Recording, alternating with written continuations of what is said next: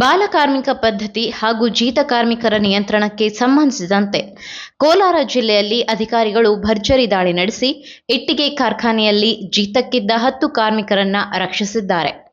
ಜಿಲ್ಲೆಯ ಮಾಲೂರು ತಾಲೂಕಿನ ಶಿವಾರಪಟ್ಟಣ ಸಮೀಪ ಇರುವ ಎನ್ಕೆಎನ್ ಇಟ್ಟಿಗೆ ಫ್ಯಾಕ್ಟರಿಯ ಮೇಲೆ ಮಂಗಳವಾರ ಸಂಜೆ ದಾಳಿ ನಡೆಸಲಾಗಿತ್ತು. ಕೋಲಾರ ಉಪವಿಭಾಗಾಧಿಕಾರಿ ಜಂಬಗಿ ರೇಣುಕಾ ಪ್ರಸಾದ್ ದಿಲೀಪ್ ಅವರ ನೇತೃತ್ವದಲ್ಲಿ ಈ ಕಾರ್ಯಾಚರಣೆ ನಡೆಯಿತು. ಕಾರ್ಖಾನೆಯಲ್ಲಿ ಕಾರ್ಮಿಕರನ್ನ ಕಾನೂನು ಬಾಹಿರವಾಗಿ ಜೀತಕ್ಕೆ ಇರಿಸಿಕೊಂಡಿರುವ ಬಗ್ಗೆ ಖಚಿತ ಮಾಹಿತಿ ದೊರೆತ ಹಿನ್ನೆಲೆಯಲ್ಲಿ ಅಧಿಕಾರಿಗಳು ದಾಳಿ ನಡೆಸಿದ್ರು. ದಾಳಿಯ ವೇಳೆ ಒಡಿಶಾ ಮೂಲದ 8 ಮಂದಿ ಕಾರ್ಮಿಕರು ಹಾಗೂ 2 ಬಾಲ ಕಾರ್ಮಿಕರನ್ನ ಸೇರಿಸಿ ಒಟ್ಟು 10 ಮಂದಿಯನ್ನ ರಕ್ಷಿಸಲಾಯಿತು. ರಕ್ಷಿಸಲ್ಪಟ್ಟ ಕಾರ್ಮಿಕರನ್ನ ಅಧಿಕಾರಿಗಳು ವಶಕ್ಕೆ ಪಡೆದುಕೊಂಡಿದ್ದು ಅವರಿಗೆ ರಿಲೀಫ್ ಸರ್ಟಿಫಿಕೇಟ್ ನೀಡಲು ಕ್ರಮ ಕೈಗೊಳ್ಳಲಾಗಿದೆ.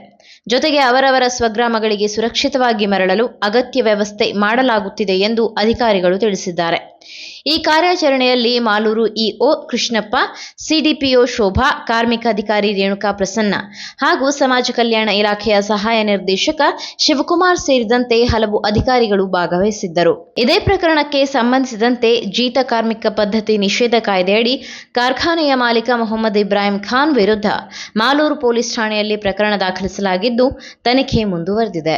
ನೀವು ಸಣ್ಣ ಆಗ್ಬೇಕಲ್ವಾ? ಅದು ಒಂದು ಉತ್ತಮ ಆಹಾರದಿಂದ ಸಣ್ಣ ಆಗ್ಬೇಕಲ್ವಾ? ಪ್ರತಿದಿನ ನಮ್ಮ ಜೀನಿ ಸ್ಲಿಮ್ ನ ಯೂಸ್ ಮಾಡಿ ಯಾವುದೇ ಸೈಡ್ ಎಫೆಕ್ಟ್ ಇಲ್ದಂಗೆ ನೀವು ಸಣ್ಣ ಆಗ್ತೀರಾ.